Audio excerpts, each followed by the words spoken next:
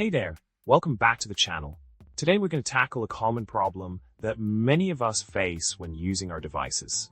The problem we'll be addressing is the issue of problem. It can be frustrating when problem occurs, causing delays and impacting our overall experience. But fret not, because we got a solution for you. Let's dive in. In order to address the problem, the solution involves solution. By implementing this solution, you'll be able to effectively solution. This can greatly improve your workflow and ensure that problem becomes a thing of the past. It's always a relief to have a straightforward solution to a pesky tech issue. Now, another aspect of the solution is solution. This additional step is crucial in ensuring that solution.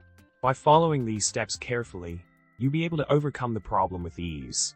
It's all about taking the right approach and making the necessary adjustments to your device.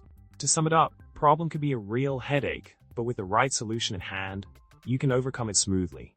Remember to solution to avoid encountering problem again in the future. Thanks for tuning in today. Don't forget to like, subscribe, and comment below with your thoughts. Until next time, happy troubleshooting.